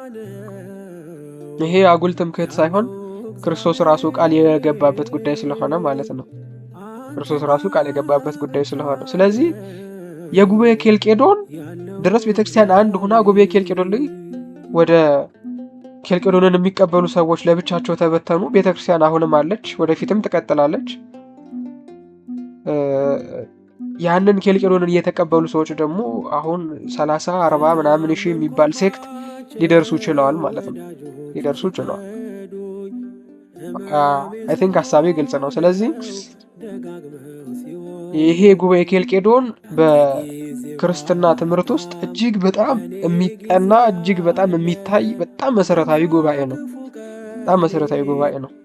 ስለዚህ ጉባኤ ኬልቄዶን ለምን አስፈለገ? ከመጀመሪያው ነው። አሁን ለምሳሌ በኒቂያ አሪዮስ፣ በቁስጥንጥንያ መቅዶኒዮስ፣ በኤፌሶን ንስጥሮስ ከተወገዙ በኬልቄዶንስ ምን የሚለው ምንፍቅና ለመበተን ምን የሚለው ምንፍቅና ለማውገዝ ነበር የተሰበሰቡት ከተባለ የታወቀ ገል የሚባል መናፍቅ የለው። ጉባኤ ኬልቄዶን ለምንድን ነበር ያስፈለገው የሚለውን እኔ መጀመሪያ ጉባኤ ኬልቄዶን ያስፈለገበት ምክንያት ከንስጥሮስና ከአውጣኪ የቀጠለውን ምንፍቅና ለማስቆም ነበር። የንስጥሮስ ምንፍቅና ከማን ጀምሮ የሚመጣ ነው? ስምዖን መሰሪ አለ፣ ጳውሎስ ሳምሳጤ አለ፣ ዲያድርስ አለ፣ ታውዶሪጦስ አለ፣ ንስጥሮስ አለ። ሐዋርያዊ ቅብብሎሽ እንደምንለው ምንፍቅናዊ ቅብብሎሽም አለ። ሐዋርያዊ ቅብብሎሽ ብለን ጴጥሮስ ብለን ቄርሎስ ላይ እንደምንደርሰው ምንፍቅናዊ ቅብብሎሽ ብለን ስምዖን መሰሪ ብለን ንስጥሮስ ላይ እንደርሳለን። በኋላም ወደ እነ ሌዮ እንዴት እንደሚሄድ እናየዋለን ማለት ነው። አሁን ተመልከቱ፣ ጉባኤው የተሰበሰበው ምን ሊያደርግ ነበረ? ከአውጣኪና ከንስጥሮስ የቀጠሉትን ምንፍቅናዎች ለማስቆም ነው። ለጉባኤው መነሻ ሀሳብ የሆነው ክርስቶስ አንድ ባህሪ ወይስ ሁለት ባህሪ የሚለው ነበር። አንድ ሆነ ሁለት፣ አሁን ምንድነው ጥቅሙ የሚል ሰው ይኖራል። እዚህ ብያመንኩ ለምን አልኖርም እኔ ምን አገባኝ አይነት ሀሳብ ያለው ሰው ማለት ነው። ጥቅሙ መሰላችሁ? መዳን በእምነት ነው። የምታምነው ነገር የተሳሳተ ከሆነ ሐዋርያት ባመኑበት ካላመንክ፣ ሐዋርያት በኖሩበት ካልኖርክ፣ ሐዋርያት የገቡበት አትገባም። በቃ አጭር እና ግልጽ ነው። አዲስ ትምህርት ከተቀበልክ ሐዋርያት ያላስተማሩት ከመጣ፣ ቅዱሳን ሐዋርያት አበው ያላስተማሩት ካልመጣ፣ ቅድመ ኬልቄዶን የነበሩ የቤተክርስቲያን አባቶች ያስተማሩትን ትምህርት ካልያዝክ ባይ ዲፎልት እነሱ የገቡበት አትገባም፣ which means አትድንም ማለት ነው። ምክንያቱም የመዳን መሰረታዊ ጉዳይ እምነት ነው። የምታምነው ስህተት ነው ማለት የምትገባበትም ስህተት ነው ማለት ነው። ደግሞ በሰማያት ይመስላል እንጂ አይደለም ማለት ነው። ክህነት ደግሞ በክህደት ይጠፋል። አንድ ሰው ሲክድ ክህነቱ በቃ ቻው ነው፣ ይጠፋል። ያለ ክህነት ምስጢራት ስለሌሉ፣ ያለ ምስጢራት መዳን ስለሌለ ቀጥታ የምታምነው ነገር ከመዳንህ ጋር የተገናኘ ነው ማለት ነው። ስለዚህ ነው ጥቅሙ። ሁለት ባህሪ ሆነ ሶስት ባህሪ 9 1000 2 1 ውሁድ ሆነ ነጠላ አንድ ባህሪ ምንድነው ጥቅሙ ትለኝ እንደሆነ ወንድሜ እንደ ሐዋርያት አምነህ እንደ ሐዋርያት ኖረህ ሐዋርያት የገቡበት እንድትገባ ስለሚጠቅምህ ነው እንጂ ፈላስፋ ለማድረግ አይደለም ሁሉንም ሰው። ወይም ደግሞ አለመመርመር ነው፣ የጸሎት ህይወትን እየኖሩ መኖር በቃ ዝም ብሎ። እዚህ ደግሞ ቁጭ ብላችሁ የመናፈቃን ወሬ ከሰማችሁ ላይ ቀር የሐዋርያትን ትምህርት መስማት ግዴታ ነው። ስለዚህ ለጉባኤ ኬልቄዶን መነሻ የሆነው ሐሳብ እንዳልኩት ከንስጥሮስና ከአውጣኪ የቀጠለው ምንፍቅና ነው። ንስጥሮሳዊነትንና አውጣኪያዊነትን ለመከላከልና የአባቶችን እምነት ለማጽናት ተሰበሰቡ። 600 የሚደርሱ ጳጳሳት ናቸው። በእርግጥ እዛ ጉባኤው ላይ ስንደርስ እናየዋለን። በፖፑ ምክንያት ፖፕ ሊዮ ማለት ነው ከንግስቲቱ ጋርና ከንጉሱ ጋር ሆነው እዛ ቆስጥንጥንያ አካባቢ የነበረውን ግሎሪ ወደ ሮም የመውሰድ ፖለቲካዊ አጀንዳ ስለነበረ ነው ጉባኤ ኬልቄዶን የተዘጋጀበትን ምክንያት ለዛ ነው። ስለዛ ከጀርባው በጣም ቶታሊ ፖለቲካዊ የሆነ ሂደት ነው ያለው። እሱን እናየዋለን በወቅቱ ስንደርስ ማለት ነው። ስለዚህ አሁን በነቅቱ በነበረው ፖለቲካዊ ተጽዕኖ እነሱ እኛን ማለት ኬልቄዶንን የሚቀበሉ ሰዎች እኛን አውጣኪያውያን ነው የሚሉ ነገር ጉባኤው እየተሰበሰበው አውጣኪያዊነትን ለማውገዝ ነበር። እኛ ደግሞ እነሱ ንስጥሮሳውያን እንላቸዋለን። ነገር ግን ጉባኤው የተሰበሰበው ንስጥሮሳውያንን ለማውገዝ ነበር። ኦልሬዲ የተወገዘ ትምህርት ነው የሁለቱም ትምህርት ግን ቀጥሏል የሚል ሳምሃው ሚስ አንደርስታንዲንግ ስለነበረ ማለት ነው። ስለዚህ ጉባኤው ሊያወግዘው የተሰበሰበውን ራሱን ምንፍቅና አንዱ ለአንዱ መስጠት ጀመረ ማለት ነው። አንዱ ለአንዱ መስጠት ጀመረ። ለዚህ ይሄንን ጉባኤ የተቀበሉት አብያተ ክርስቲያናት ኬልቄዶናውያን ይባላሉ። እኛ ደግሞ ኬልቄዶናውያን እንባላለን ማለት ነው። ስለዚህ ያላስማማን ምንድነው ነው? ያላስማማን ምንድነው? ንስጥሮስ ምንድነው ያስተማረው በትክክል? ብንስማማ ኖሮስ ኬልቄዶን ላይ አንድ ሆነን ቀጥለን ቢሆን ኖሮ እነዚህ ሁሉ እንትኖች ሴክቶች አይኖሩም ነበር ማለት ነው። አስባችሁታል? ይሄ አይኖርም፣ ይሄ አይኖርም፣ ይሄ አይኖርም፣ ይሄ አይኖርም ነበር። ጉባኤ ኬልቄዶን ላይ ተስማምተን ቢሆን ኖሮ ይሄ ሁሉ ክፍፍል፣ ይሄ ሁሉ ልዩነት ባልመጣ፣ እስልምናም በዚህ ደረጃ እንደው ሲጀመር መሐመድ የሚባል አንድ ሰው ነበር ተብሎ እንጂ ሃይማኖት መሆኑ አይቀጥልም ነበር። ይሄ መከፋፈልና የፖለቲካዊ ጫና መብዛት ነው እስልምና ሙቭመንትን ትልቁን አበርክቶ ያሳደረው ማለት ነው። ስለዚህ ለምን ነበር መስማማት ያቃታቸው? ይሄን ያክል የጠነከረው ነገር ምንድነው የሚለውን በጣም ከንስጥሮስ ከራሱ ትምህርት እያመጣን እናያለን። እንግዲህ ንስጥሮስ ማለት በ428 በአንጾኪያ ሊቀ ጳጳስ ሆኖ የተሾመና በዛው በአንጾኪያ የትርጓሜ ትምህርት ቤት የተገኘ ሰው ነው። የታዎዶሪጦስ ደቀ መዝሙር ነው። በጣም ፌቨሬት ተማሪ ነው ብሎ ታዎዶሪጦስ በጣም ደጋግሞ ይናገር ነበረ። እሱን ባዮግራፊው ማየት ትችላላችሁ። እንግዲህ ንስጥሮስ በተሾመ በ3ኛው ዓመት በኤፌሶን ጉባኤ ሊወገዝ ችሏል። መናፍቃን በነገራችን ላይ ምንፍቅናቸውን የሚያወጡት ስልጣን ሲይዙ ነው። መጀመሪያ ጸባይተኛ መስለው አባቶቻችን እንዳስተማሩት አባቶቻችን እንደዚህ ያሉት ምናምን ይሏቸዋል። ግን በውስጣቸው መርዝ አለ እና የሆነች ስልጣን ስትገኝ፣ የሆነች ታዋቂነት ስትመጣ፣ የሆነች እንደው በቃ ሰውን ይዣዋለሁ በቃ የሚል ነገር ሲመጣ ምንፍቅናቸው መጥፋት ይጀምራል። እና ንስጥሮስ ከዲያድርስ አጎቱ ነው። በነገራችን ላይ ዲያድርስ ከሱ ያገኛትን ትምህርት ይዟት ኖሮ ሊቀ ጳጳስ ሲሆን ነው የተፋት ዲያድርስ ማለት ነው። ማን ነው ንስጥሮስ? እስከዛ ግን በቃ ኖርማል ጸባይተኛ ሰው ነው ምናምን በቃ ጸደይ ሰው ምናምን መስሎ ነው የሚታየው። ልክ ስልጣን ሲያገኝ ግን ምንፍቅናው መጥፋት ጀመረ ማለት ነው። የሆነ ጊዜ ጠብቆ ማጥቃት የመናፍቃን አንዱ ጸባይ ነው። ግን እንደው በትክክል ሳንጨምር ሳንቀንስ ንስጥሮስ ምንድን ነበር ያስተማረው በትክክል ማለት ነው። ምክንያቱም አንድን ምንፍቅና ለመመከት መጀመሪያ በትክክል መረዳት ያስፈልጋል።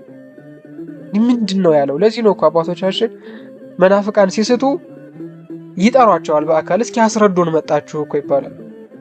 ምክንያቱም የሆነ ነገር ሪፊዩት የምታደርገው በትክክል አንደርስታንድ ካደረግከው ነው። ሚስ አንደርስታንድ የምታደርግ ከሆነ ያልተጠየቀ የምትመልስ ከሆነ የምታወግዘው ራስህን ነው እንጂ ያንን መናፍቁን አይሆንም ማለት ነው።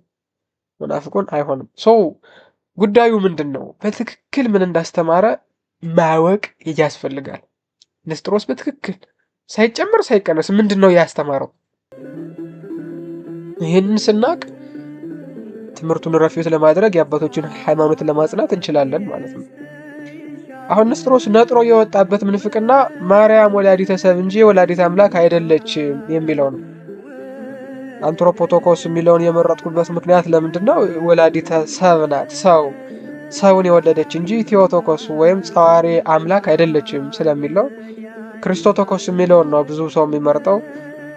እሱ የስጋዊ ስም ስለሆነ አንትሮፖቶኮስ የሚለውን መርጫለሁ ማለት ነው። ወላዲተ ሰብ እንጂ ወላዲተ አምላክ አይደለችም።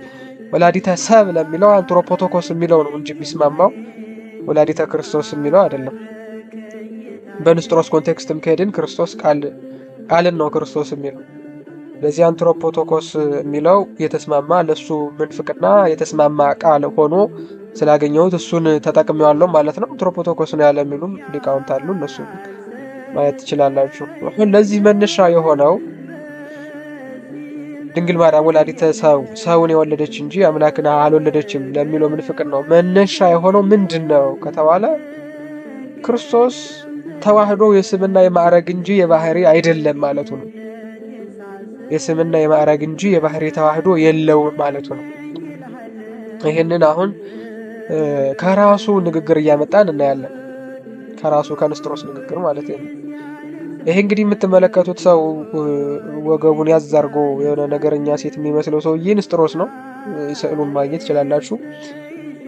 ባዝር ኦፍ ሄራክሊደስ የተባለ የራሱ መጽሐፍ አለ። ራሱ እየደረሰው ድርሰቱ ነው። ስለዚህ ቀጥታ from his mouth ነው የምንሰማው ይሄን ነገር። The union of the prosopa took place in the prosopon and not for the ousia and the natures. ባዝር ኦፍ ሄራክሊደስ ፔጅ 218 ላይ ታገኙታላችሁ። ተዋህዶ አፍአዊ ነው፣ ውጫዊ ነው እንጂ ባህሪያዊ ተዋህዶ አይደለም ነው። ባህሪያዊ ተዋህዶ ካልሆነ ፕሮሶፒክ ዩኒየን ከሆነ ወይም ፕሮሶፖን ከሆነ የተዋሃደው ስለዚህ ሁለት ባህሪያት አሉ ማለት ነው። አሁን ተዋህዶ የሚለውን ቃል ይጠቀማል። he have no problem union unity one Christ one Lord one only begotten son ወይም ሞኖጌነስ ቴዎስ የምንለው ይሄንን አንድ ነው ክርስቶስ ብሎ ለመጠቀም ንስጥሮስ ችግር የለበትም። አንድ ነው የሚለው ግን ማዕረጉን፣ ስሙን፣ ሆነሩን እንጂ ባህሪን አይደለም። ባህሪን ይከፍልና ክርስቶስ አንድ ኔባይ ነው፣ አንድ አምላክ ነው፣ አንድ ጌታ ነው ይላችኋል። ነገር ግን ሁለት ባህሪያት አሉት ይላል ማለት ነው። ስለዚህ ምን ይላል?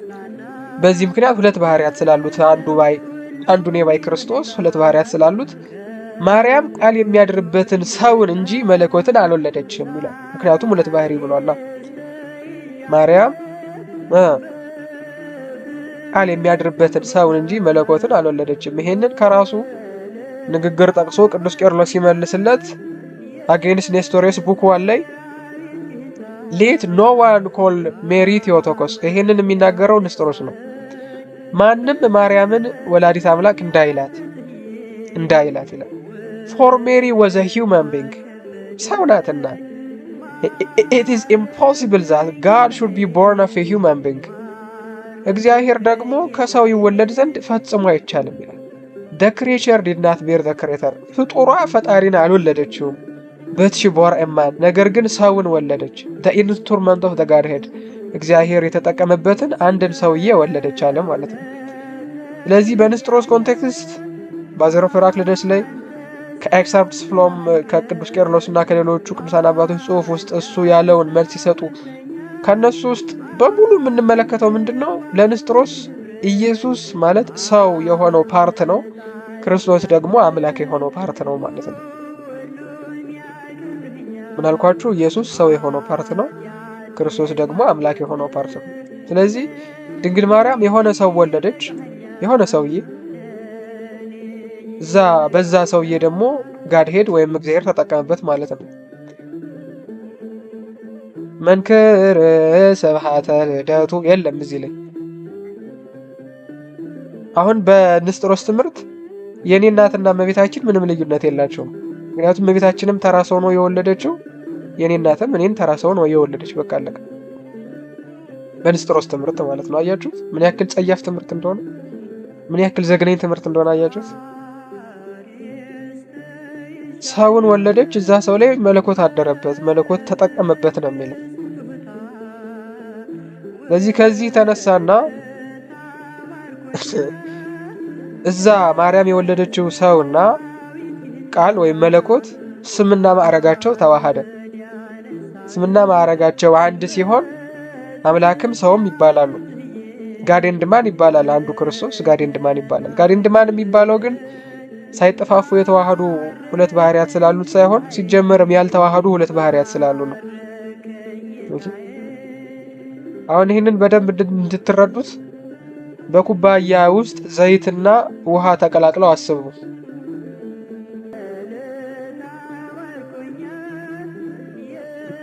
እንትኑ ጽሁፉ የሚታያችሁ ይመስለኛል፣ ድሮይንጉ። እዚህ ድሮይንጉ ላይ እንደምታዩት ኩባያ አለ። ይሄ ኩባያ አለ። ኩባያ ውስጥ ውሃና ዘይት አሉ። አሁን ውሃው ለብቻው ነው፣ ዘይቱም ለብቻ ነው። ይታያችኋል ብዬ ተስፋ አደርጋለሁ።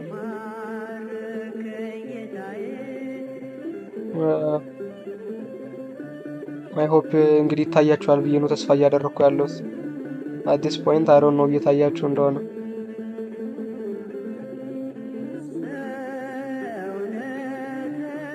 ኦኬ አይ ሆፕ ይታያችኋል። ይሄ ኩባያ አለ። ኩባያው እዚህ ጋር አለ። ይሄ ኩባያ፣ ውሃው እዚህ ጋር አለ። ዘይቱ ደግሞ እዚህ ጋር አለ። አሁን በዘይቱና በውሃው መካከል ምንም አይነት ተዋህዶ የለም። ዘይቱም ለብቻው ነው፣ ውሃውም ለብቻው ነው። ዘይቱም ለብቻው ነው፣ ውሃውም ለብቻው ነው። ነገር ግን ሁለቱም ያሉት በምን በሁለት ኩባያ ውስጥ ነው። ኩባያ ውስጥ ነው አይደለ? አንድ ኩባያ ውስጥ ነው። ስለዚህ ለንስጥሮስ ክርስቶስ ማለት ልክ እንደዚህ ነው። ኩባያው እኩል ይሆናል አንድ ጌታ፣ አንድ ክርስቶስ፣ አንድ ወልድ፣ አንድ ልጅ ምናምን ምናምን እንደሚሉት ትምህርቶች ማለት ነው። ነገር ግን ዘይቱ ከውሃው ጋር ስላልተዋሃደ አንዱ ኩባያ ውስጥ ስንት ነገር አለ? ውሃና ዘይት አለ። ስለዚህ አንዱ ኔባይ ውስጥ ደግሞ ለንስጥሮስ ሰውነት አለ ለብቻ፣ መለኮት አለ ለብቻ ማለት ነው። የስምና የማዕረግ ተዋህዶ የሚባለው በቃ እንደዚህ ባለው አድርጋችሁ አስቡት። ስለዚህ አሁን አንድ ኩባያ ሁለት ነገሮችን ከያዘ በንስጥሮስ ሎጂክ ማለት ነው፣ አንድ ኔባይ ክርስቶስ፣ አንድ ጌታ፣ አንድ ወልድ፣ አንድ ጌታ ክርስቶስ ደግሞ ሁለት ባህሪያትን ይዛል ማለት ነው። እነሱ ደግሞ መለኮትና ስጋ ናቸው። ስለዚህ ኔባይነት ሲል ምን እያለ እንደሆነ ልትገነዘቡት ሊገባችሁ ይገባል ማለት ነው። ሊገባችሁ ይገባል። ግልጽ ነው ብዬ ተስፋ አደርጋለሁ አሁን የተነጋገርነው ነገር። ካልሆነ ደግሞ ያው እንግዲህ ደጋግማችሁ ትሰሙታላችሁ ማለት ነው፣ እንደ እግዚአብሔር ፈቃድ ቪዲዮ ስለሚቀመጥ ማለት ነው። እሺ ከዚህ ቀጥሎ ንስጥሮስ ስለ ክርስቶስ ሲናገር ምን ይላል? በተፈጠረና ባልተፈጠረ ባህሪ እየታየ አንድ ልጅ ነው ይላል። አሁን ተመልከቱ ምን ይላል? For we know not two Christs or two sons or only begotten or lords. ሁለት ክርስቶስ፣ ሁለት ወልድ፣ ሁለት ሞኖጌኔስቴዎስ፣ ሁለት ጌታ የለም ይላል። Not one and another son. ሁለት የተለያዩ ልጆችም የሉም ይላል። Not a first and a new only begotten son. መጀመሪያ ከአብ የተወለደ በኋላም ከድንግል ማርያም የተወለደ ልጅን አናውቅም ማለት። Not a first and a second Christ. የመጀመሪያና ሁለተኛ ክርስቶስም የሉንም ማለት። But one and the same. ያለን አንድ ክርስቶስ ነው። ልክ እንደ ኩባያው ማለት ነው። ያለን አንድ ኩባያ ነው እንደማለት ብላችሁ ያያዙት። Who was seen in the created and uncreated nature. ያም አንድ ክርስቶስ በተፈጠረ እና ባልተፈጠረ ባህሪ የታየ ነው አለ። ኔስቶሪየስ ኤንድ ሂዝ ቲቺንግ ፔጅ 84 ላይ የምታገኙ ትምህርቱ ማለት ነው። this is crazy። አንድ ክርስቶስ ሁለት ባህሪያት አሉት የሚለውን የሚያስረዳበትን መንገድ ተመልከቱ። አሁን ይሄ በጣም ብዙ ሰዎች ትክክለኛ ትምህርት ነው የሚያስተምረው ብለው ተከራክረውነታል። ኢቭን በኤፌሶን ጉባኤ ከተወገዘ በኋላ እና ቄርሎስ እንደው ቸኩለው ነው ያገዙት እንጂ ቅዱስ ሰው ነው ብለው ለንስጥሮስ የሚከራከሩ ሰዎች ነበሩ። ስንደርስ እናየዋለን ቦታው ላይ ምን ያክል የረቀቀ ምንፍቅና እንደሚያስተምር ተመልከቱ። ክርስቶስ አንድ ነው ይላል። አንድ ጌታ ነው፣ አንድ ወልድ ነው፣ አንድ ልጅ ነው፣ አንድ ሞኖጌኔስ ቴዎስ ነው ይልና ግን እህሳ ስንት ነው? ሁለት ባህሪያት አሉት ይላቸዋል ማለት ነው። ለዚህ ክርስቶስ ማለት ለንስጥሮስ ሰው እና መለኮት ነው። እና የሚለው ደግሞ አዋሃጅ ሳይሆን አያያዥ ነው፣ የሚያያይዝ ነው። አበበና ከበደ ወደ ትምህርት ቤት ሄዱ ማለት ሁለቱም ሄዱ ነው። በቃ ምንም አዋሃጅ አይደለም። እና የሚለው እዚህ ጋር አያያዥ ነው፣ ተያይዘው ነው የሄዱት። አበበም አበበ ነው፣ ከበደም ከበደ ነው። መለከተውም አንዱ ስላለ አያያዥ ስለሆነ ስለ ክርስቶስ ሰውና መለኮት የሚል ቃል አንጠቀምም። ለክርስቶስ ክርስቶስ ሰውና አምላክ ነው አንልም። ሰውም አምላክም ነው የምንለው። ሰውም አምላክም ነው። አሁን ንስጥሮስ አሲዩምድ ብሎ ሰው ይላል፣ አሲዩመር ብሎ መለኮት ይላል። ይህንን እጅግ በጣም ብዙ ቦታዎች ላይ ያስቀምጠዋል። ፎር ኤግዛምፕል እንመልከት። 5 ቶምስ አጌንስት ኔስቶሪየስ ላይ ቅዱስ ቄርሎስ ንስጥሮስ የመለሰበትን መልስ ነቅፎ ይናገራል። አሁን ንስጥሮስ ተመልከቱ፣ ሁለት ባህሪ ነው እስካሁን ድረስ እንዳየነው የሚያስተምረው። ሁለት ባህሪ ነው የሚያስተምረው። አንድ ወልድ አለ፣ አንድ ክርስቶስ አለ። ነገር ግን ሁለት ባህሪያት አሉት፣ ቱ ኔቸርስ አሉት ነው የሚለው። ሁለት ኔቸር ካሉት አሉና ሰዎቹ ደግሞ ጠየቁት፣ ክሬትድ እና አንክሬትድ ኔቸር አለው፣ ሁለቱም ለየብቻቸው ናቸው ካልክ የምታመልከው is it the created nature or the uncreated nature ብለው ጠየቁት። የተፈጠረውን ባህሪ ነው የምታመልከው ወይስ ያልተፈጠረውን ባህሪ ነው የምታመልከው ብለው ጠየቁት ማለት ነው። እና ጀለስ እንዴት አድርጎ ሳይመልስ እንደሚያመልጥ ተመልከቱ። he meaning Christ is co-named God as connected with the assumer። አያችሁ፣ ክርስቶስ ኢየሱስ ማለት ነው። ኢየሱስ የሚለው ሰውን ፓርት ብቻ ነው። እሱ ሁለት ባህሪ እንደማመኑ መጠን ሰውን ብቻ ማለቱ ነው። ኮኔም ይደረጋል ማለት አብሮ ይሰየማል ማለት ነው። ለምን? ከአሲዩመሩ ከመለኮት ጋር አብሮ ስላለ። he was assumed or what the mode of connection if therefore by true union I mean of person sees dividing what has been united for seasonably by us two shall be said to thee who are severing the inseverable። ከዛ ይቀጥልና በጣም ፌመስ የሆነ እንትን አለው አባባል አለው። I separate the natures but I unite the worship ይላል። ባህሪያቱን እከፍላለሁ አምልኮውን አዋህዳለሁ ይላል ማለት ነው። አያችሁት? ባህሪያቱን እከፍላለሁ አምልኮውን አዋህዳለሁ። ስለዚህ ንስጥሮስ የተፈጠረ ያልከውን የኢየሱስን እንትን ሰውነት ታመልከዋለህ ወይ ሲል ከዋለው ለምንድን ነው? የባህሪ አምላክ ስለሆነ ኧረ አይደለም። ታዲያ ለምን? ቃል አብሮት ስላለ ነው። ደባል ናቸው። ገብቷል? አከራይ ተከራይ ሲቹዌሽን ማለት ነው። አከራይም ተከራይም የሚኖሩት አንድ ግቢ ውስጥ ነው። ለዚህ ተከራዩም ባይ ዲፎልት የዛ ግቢ ባለቤት ይሆናል። ሊጠብቀው ምናምን ዕቃ ሲሰረቅ እሪ ሊል ይችላል ምናምን ማለት ነው። ለምን? ከአከራዩ ጋር አብሮ ነው የሚኖረው። አንድ ላይ ነው የሚኖሩት። ምንም እንኳን ባለቤት ባይሆንም፣ ምንም እንኳን አከራዩ በፈለገ ጊዜ ጠልዞ ሊያስወጣው ቢችልም እስካለ ድረስ ግን አብሮ እንደው እዛ ግቢ የሚኖረው ልጅ ይባላል ማለት ነው።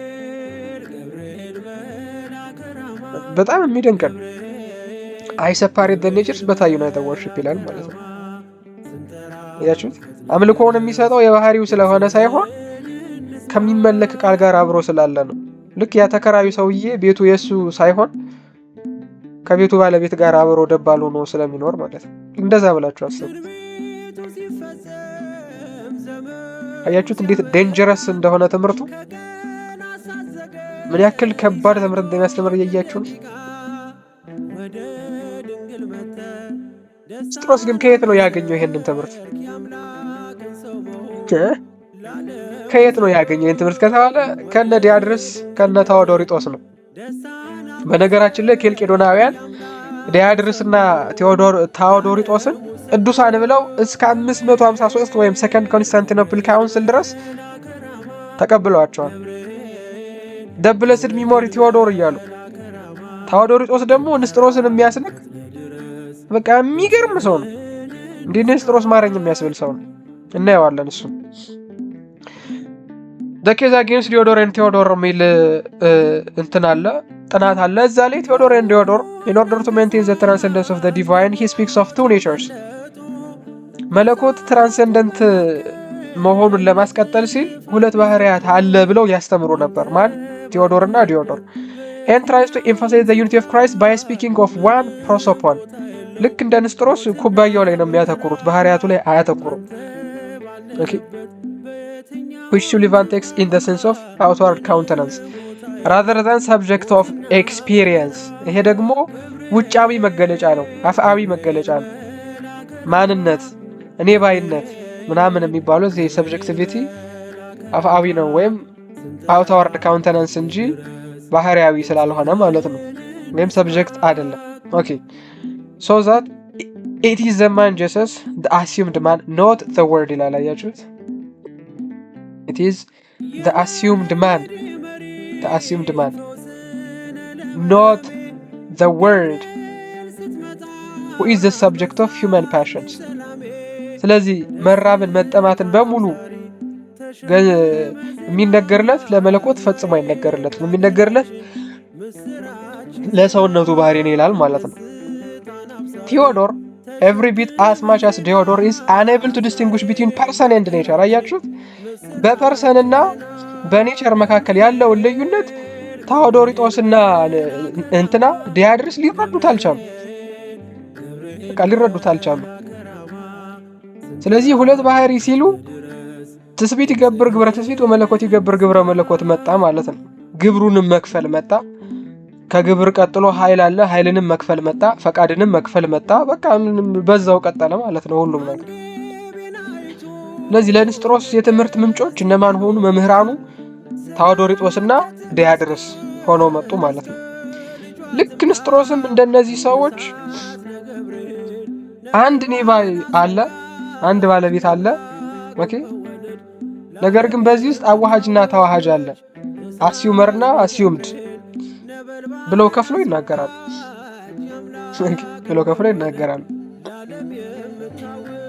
The case against Theodore and Theodore ኢትዮኔት ላይ የምታገኙት ነገር ነው። ይሄን ቢሆን ድጋሚ ኮንፈርም ለማድረግ የሚፈልግ ሰው ማለት ነው። እነዚህን መናፍቃን እኛ ኦሪየንታል አብያተ ክርስቲያናት በህይወት እያሉ ነው ያወገዝናቸው። ትምህርታቸውንም ተቀብለነውም አናውቅም። የኬልቄዶንን ጉባኤ የሚቀበሉ ሰዎች ግን እስከ ሁለተኛው የቁስጥንጥንያ ጉባኤ ድረስ ተቀብለውታል ትምህርታቸውን። ልክ እዛ ሁለተኛው የቁስጥንጥንያ ጉባኤ ላይ በ553 ዓመተ ምህረት የተደረገው ማለት ነው። እዛ ላይ ነው ያወገዙት ዲዮዶርንም ቴዎዶርንም ሁለቱንም ትምህርታቸውንም ያወገዙት የዛኔ ነው። እሱም ባሳያችሁ እንደውም ጥሩ ይመስላል። ኦኬ ይሄ የሁለተኛው የቁስጥንጥንያ ጉባኤ ቃለ ጉባኤው ነው፣ ሚኒትስ የሚባለው ማለት ነው። እሱ ላይ እንደምትመለከቱት አናቴማ አለ፣ ቃለ ግዘት እንደማለት ነው። ይሄው ታዎዶሪጦስ የተወገዘው በዚህ ጉባኤ ነው። ቴዎዶር ሁለቱን ያወገዟቸው በዚህ ጉባኤ ነው እንደምትመለከቱት።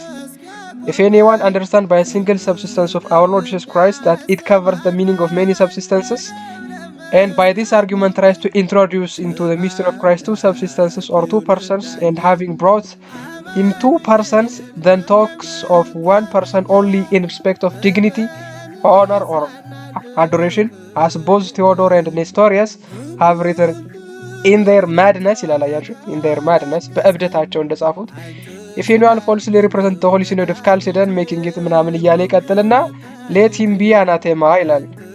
ውጉዘ ለይኩን ብሎ ያስቀምጣል ማለት ነው። አሁን ተመልከቱ ቴዎዶርም ሆነ ኔስቶሪያስ ቱ ፐርሰን አላሉ፣ ቱ ክራይስት አላሉ፣ አንድ ፐርሰን ነው ያለው ነው ያሉት። ዩኒየኑ ፕሮሶፒክ ነው ያሉት። ማለት አንድ ፐርሰን አለ ግን ሁለት ባህሪ አለ ነው የነሱ ትምህርት። አያችሁ እነሱን ራሱ ሚስሪፕሬዘንት አድርገው ነው ያወገዟቸው። ቴዎዶር እና ኒስቶሪየስ የሚወገዙት አንደኛ ድንግል ማርያም ወላዲተ አምላክ አይደለችም በማለታቸው ነው። ሁለተኛ ባህሪያዊ ተዋህዶ የለም በማለታቸው ነው። ሶስተኛ ሰብጀክቲቪቲ ለትስብእትና ለመለኮት ብቻ በመስጠታቸው ነው። እና ሌሎችም ከዚሁ ጋር ተያይዞ የሚመጡ ሌሎችም ትምህርቶች አሏቸው። ስለዚህ ይሄ የሰከንድ ኮንስታንቲኖፕል የ553 ዓመተ ምህረት ቃለ ጉባኤ ነው። ሴንተንስ አጌንስት ዘ ስሪ ቻፕተርስ የሚለው ክፍል ላይ ታገኙታላችሁ። ይሄንን ቴሌግራም ላይ ፖስት አደርግላችኋለሁ። ሰከንድ ካውንሲል ኦፍ ኮንስታንቲኖፕል እዛ ላይ ታገኙታላችሁ ማለት ነው። ስለዚህ የንስጥሮስ የትምህርት ምንጮች ታዎዶሪጦስና ዲያድርስ ናቸው የሚለው በጣም እንግዲህ የታመነ ትምህርት ነው። ነገር ግን ኬልቄዶናውያን በኬልቄዶን ጉባኤ ከፍተኛ ኪሳራ ስለደረሰባቸው እሱን ለመካካስ ነው ሲጀመርም ቢሆን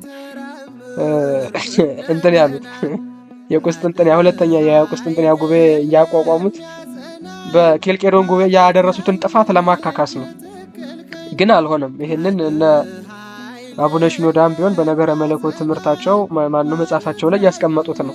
የኬልቄዶንን ጉባኤ ለማካካስ የሚለውን ሐሳብ ማለት ነው። We cannot say in turn, however, that the word of God was born of the Virgin in respect of the humanity which he assumed ይላል። አያችሁ አሁን ይሄንን ቃል በቃል ያለው ታዎዶሪጦስ ነው።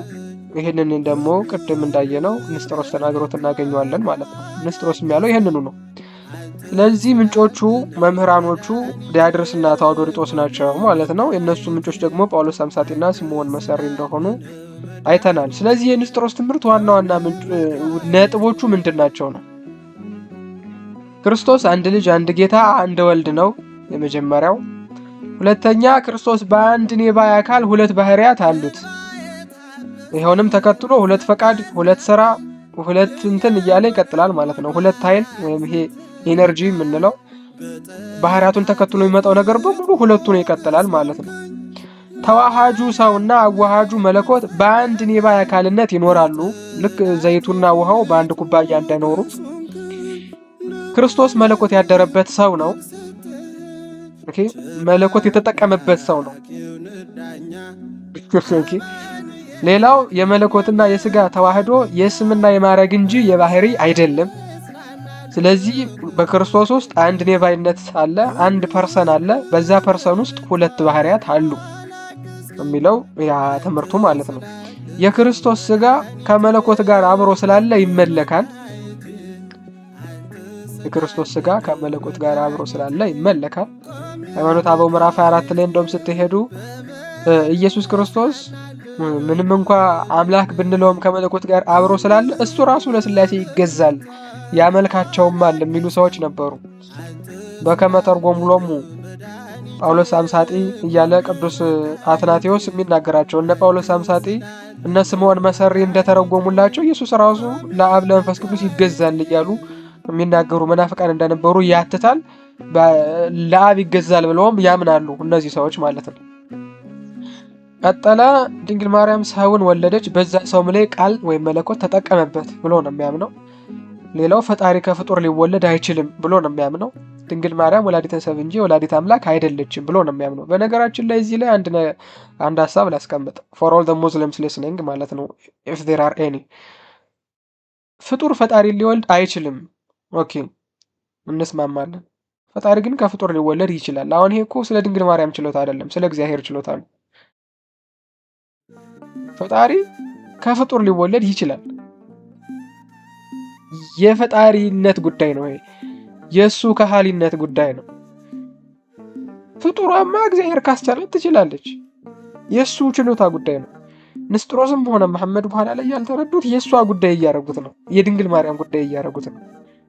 ድንግል ማርያም ጉዳይ አይደለም። የእግዚአብሔር የፍቅሩ ጽናት ነው። ይሄ የቸርነቱ ብዛት የከሃሊነቱ ማሳያ ነው። ይሄ ከፍጡር መወለድ ለፈጣሪ ብቻ ይቻላል። ምንም አይቻለው ነገር አለና ነው አምላክ። ከ15 ዓመት ብላቴና እወለዳለሁ ካለ ይችላል። የምትጸንሽው ከሶስቱ አካላት አንዱ ነው። የክብር ጌታ ነው። ወንጌል እንደተናገረ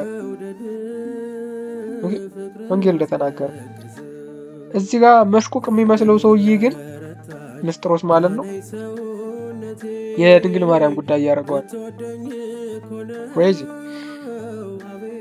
ስለዚህ እነዚህ የንስጥሮስ ትምህርት ዋና ዋና ነጥቦች ናቸው። ንስጥሮስ ያላስተማረው ምንድነው? ቃል በቃል ሁለት ክርስቶስ አለ አላለም። ሁለት ልጅ አለ አላለም። ሁለት ጌታ አለ አላለም። ቃል በቃል እንደዚህ አላለም። ነገር ግን ሁለት ባህሪ ማለቱ ሁለት ልጅ ሁለት ክርስቶስ ማለት ስለሆነ ያው ባይ ኢንፈረንስ ሁለት ባህሪ ማለቱ ሁለት ልጅ የሚል ነገርን ይዞ ይመጣበታል ማለት ነው። ነገር ግን ሁለት ክርስቶስ የሚል ቃል በቃል አላስተማረም። ሁለተኛ ስጋው ከሰማይ መጣ አላለም። ሶስተኛ ድንግል ማርያም መለኮታዊት ናት ወይም ኃይል አርያማዊት ናት አላለም። ክርስቶስ ሁለት ማንነት አለው አላለም። እነዚህን ሁሉ ንስጥሮስ አላስተማረም። ነገር ግን ሁለት ባህሪ ማለቱና ድንግል መለኮትን አልወለደችም ማለቱ ሲመረመር ሁለት ወልድ ማለት ሆኖ ስለሚገኝ ባይ ኢንፈረንስ ሁለት ልጅ ማለት ነው ብሎ አበው ደምድመው በኤፌሶን ጉባኤ ተወግዟል ማለት ነው። አሁን ንስጥሮስ ያላስተማረውን ማየት ለምንድን ነው ያስፈለገን ከተባለ ኬልቄዶናውያን ትምህርታችሁ ንስጥሮሳዊ ነው ሲባሉ ምን የሚል ኤክስኪውዝ ነው ይዘው የሚመጡት? አይ እኛ እኮ 2% አላልንም ያለው 1% ነው ባህሪውን ነው ሁለት ያለ ይላሉ። ንስጥሮስስ መች አለ 2%? ንስጥሮስን ሚስ ሪፕሬዘንት ያደርጉትና ያልተናገረውን ነገር እንደተናገረ አስመስለው ያልጠየቀውን እንደጠየቀ አስመስለው ለእርሱ መልስ በመስጠት የእነሱን እውነተኛ ጥያቄ ይሸውዱታል ማለት ነው። ስለዚህ ይሄ ደግሞ ምንድነው? ምንፍቅናዊ ጸባይ ነው፣ መናፍቃዊ ጸባይ ነው። እውነቱን ለመናገር አንድ ምንፍቅና በትክክል ሳይረዱ መመለስ አይቻልም ያልነው መጀመሪያ ለዚህ ነው። ትምህርቱን ቀድመን ያየነው የንስጥሮስን ትምህርት ለዚህ ነው። ስለዚህ ክፍል 1 ይሄ ነው። ቀጣይ ንስጥሮስን ማን ተቃወመው ከሚለው ከዚህ ጀምረን እንቀጥላለን ማለት ነው። ንስጥሮስን የተቃወመው ማን ነው? ቅዱስ ቄርሎስ ማን ነው? የኤፌሶን ጉባኤ ለምን ተደረገ? ከኤፌሶን እስከ ኬልቄዶን ያለው ጊዜስ እንዴት ነበር ያለፈው የሚለውን እናያለን። እስከዛ ግን ይሄንን ክፍል በደንብ አድርጋችሁ እየተከታተላችሁ ቆዩ። ያው ይሄ ጊዜ የሚፈልግ ጉዳይ ስላልሆነ ይሄ አንዴ ሁለቴ ከሰማችሁት በቂ ነው። ማስታወሻ ይዛችሁ ለመስማት ሞክሩ። ልዑል እግዚአብሔር ምስጢሩን ይግለጽልን ለሁላችንም። አምላካችን ክርስቶስ ከሁላችን ጋር ይሁን። ሞትን ያጠፋ አምላክ በሕሊናችን ያለውን ጨለማና መንጋነትም ያጥፋለን። በክፍል 2 እስክንገናኝ ደህና ሰንብቱ። ሰብስክራይብ ምናምን ይባለውን ነገር አድርጉበት ለብዙ ሰው እንዲደርስ ትምህርቱ ማለት ነው። እግዚአብሔር ይስጥልኝ።